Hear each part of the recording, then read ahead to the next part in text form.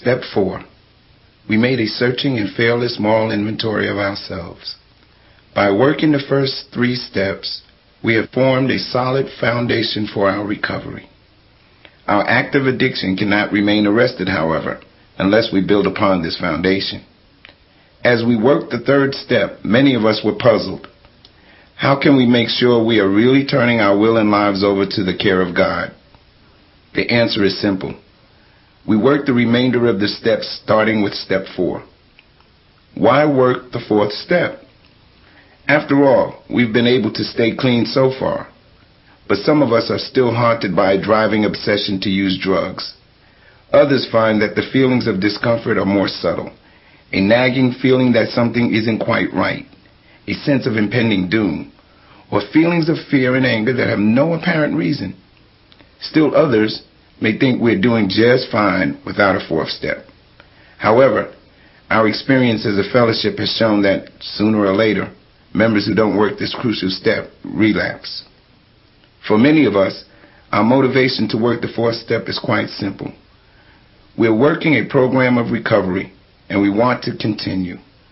Because our disease involves much more than our drug use, recovery involves more than simple abstinence from drugs. The solution to our problem is a profound change in our thinking and our behavior. We need to change how we perceive the world and alter our role in it. We need to change our attitude. Whether our motivation is a desire to move away from our addiction or to move toward recovery doesn't really matter. The 4th step is a turning point in our journey of recovery. It is a time for deep personal reflection. The confusion that we attempted to mask with self-deception and drugs is about to diminish.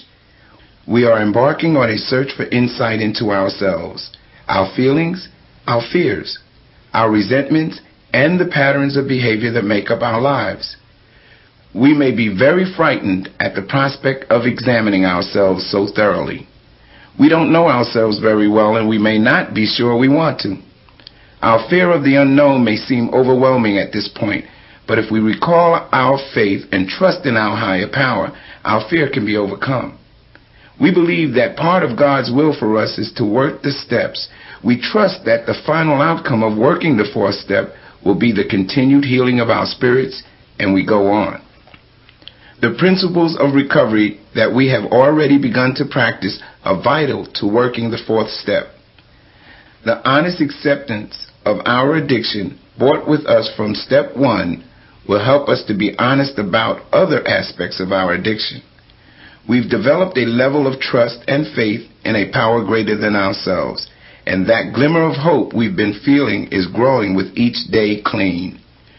We've paved the way to recovery with our willingness, and we find the courage necessary to work the 4th step through living these principles.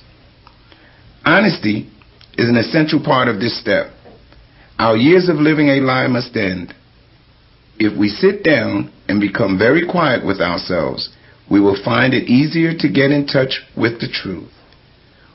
What we currently know to be true, we put on paper, holding nothing back. Telling the truth is a brave act, but with our faith and trust in the God of our understanding, we find the courage we need to be searching and fearless. With our courage, we are able to put on paper those things we thought we'd never tell. What is meant by a searching and fearless moral inventory? We take stock of our assets and liabilities. We try to get at the bottom of who we are, to expose the lies we have told ourselves about ourselves. For years, we became whoever we needed to be to survive our addiction. After living a lifetime of lies, we began to believe those lies. Although we did discover some valuable truths in the 1st step, the 4th step further separates fantasy from reality. We can begin to stop being the person we have invented and find the freedom to be who we are. If the word moral bothers us, we have found that talking with our sponsor about our reservations can ease our discomfort. A moral inventory doesn't mean that we will condemn ourselves. In reality, the inventory process is one of the most loving things we can do for ourselves. We simply look at our instincts, our desires, our motives, our tendencies, and the compulsive routines that kept us trapped in our addiction. No matter how many days or how many years we have been clean, we are still human and subject to defects and failings.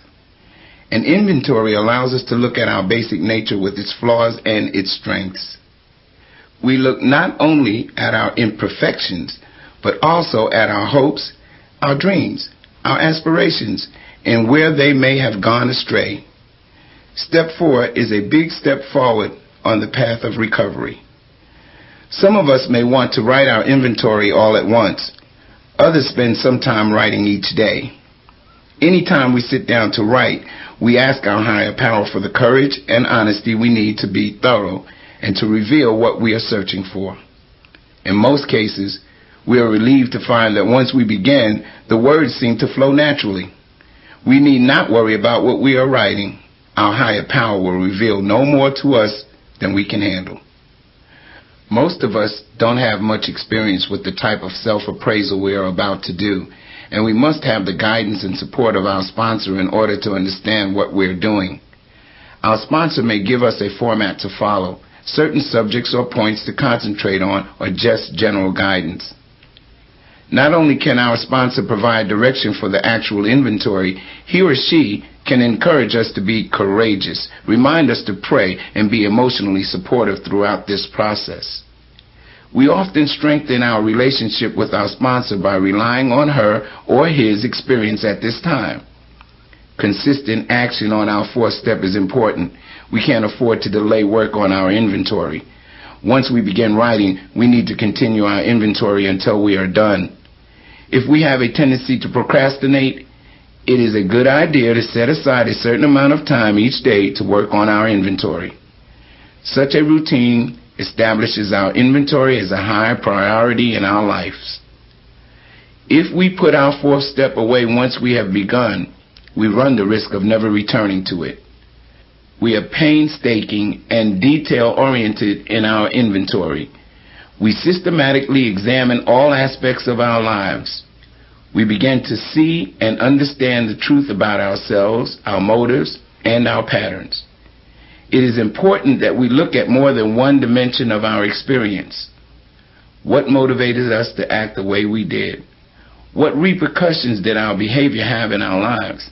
How did our behavior affect those around us? How did we harm others?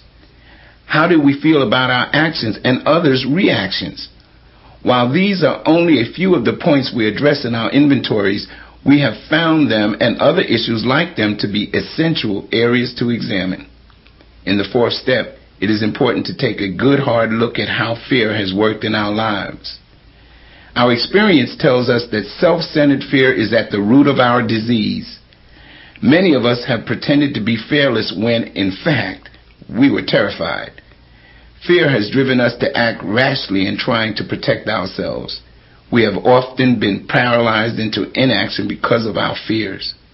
We may have resorted to scheming and manipulating because we feared the future. We went to extremes to protect ourselves from what we saw as potential loss, disaster, and a constant lack of what we needed. In the past, we had no faith that a higher power would care for us. Therefore, we attempted to take control of our lives and everything around us. We used people. We manipulated. We lied. We plotted. We planned. We stole. We cheated. And then we lied some more to cover up our schemes. We experienced envy, jealousy, and deep gut-wrenching insecurities. We were alone. As we drove away the people who cared about us, we used more drugs, trying to cover up our feelings.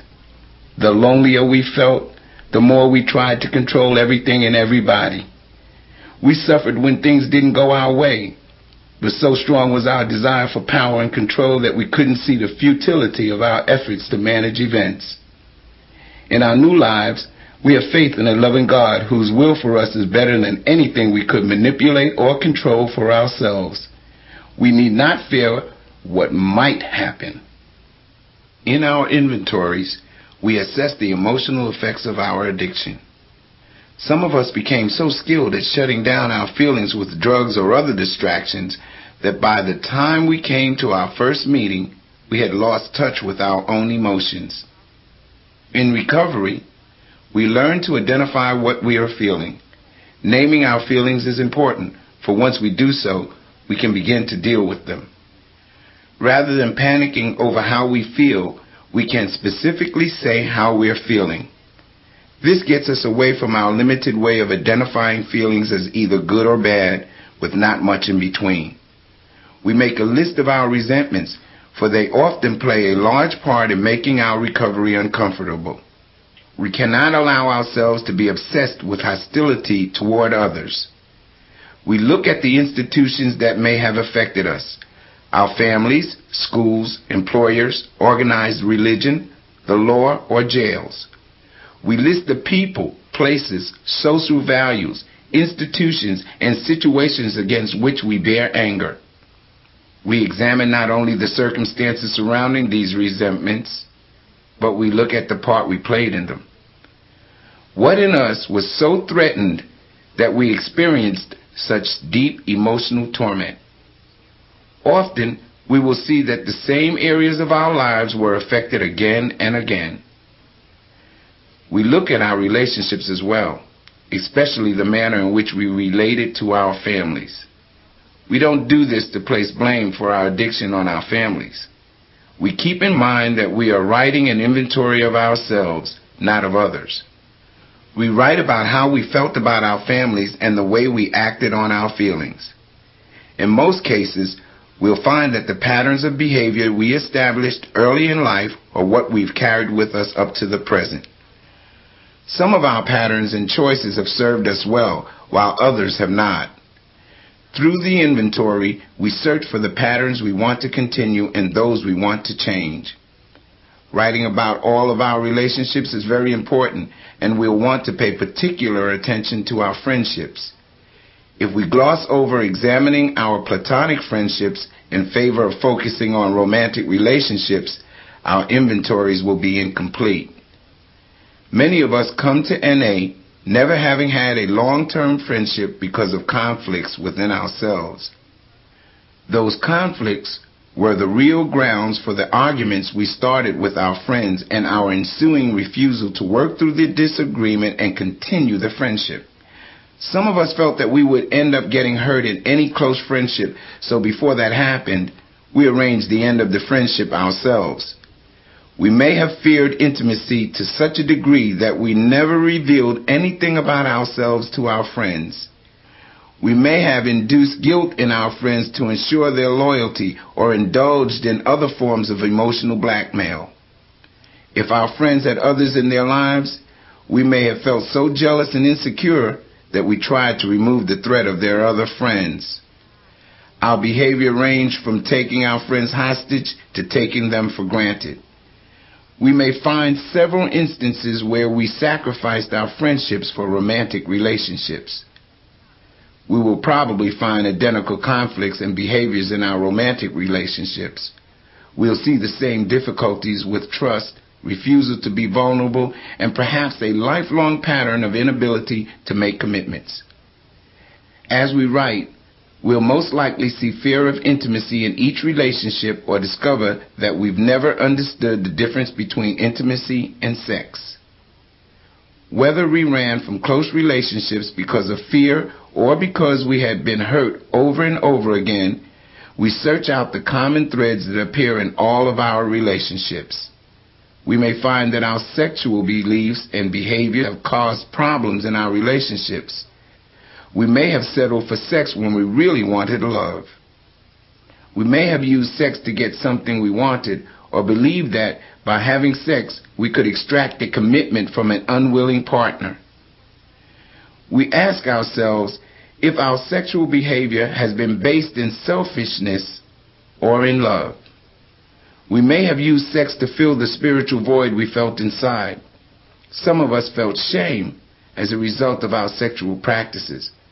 After years of compulsively acting on our fears and misguided beliefs about sex, we want to be at peace with our own sexuality.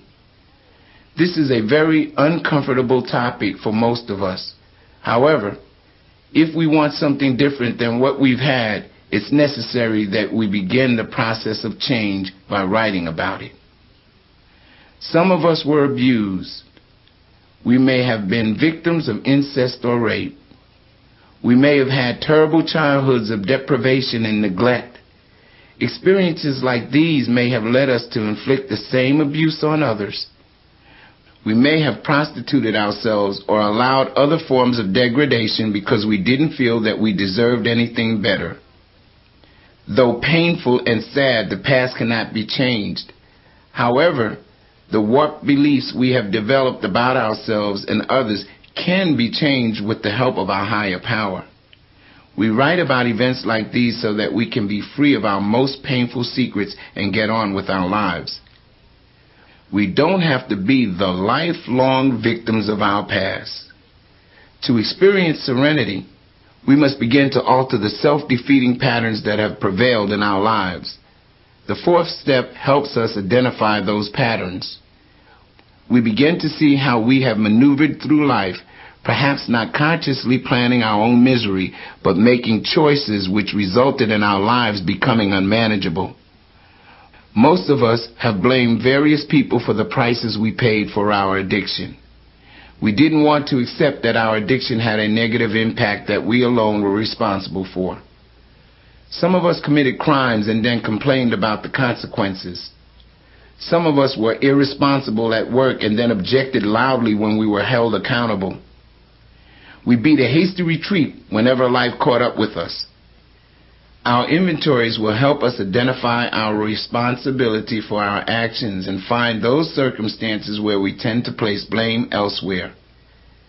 Our booklet, Working Step 4 in Narcotics Anonymous, can provide more avenues to explore. The quality of our lives depends to a large degree on the results of our decisions. As we write our inventory, we look for the times when we made decisions that hurt us. We also look for those times when we made decisions that worked out well. If we lived our lives by default, refusing to make any choices, we write about that too. Those times when we procrastinated until opportunities were missed and gone, the times we abandoned all responsibility, the times when we withdrew and refused to participate in life, all are inventory material.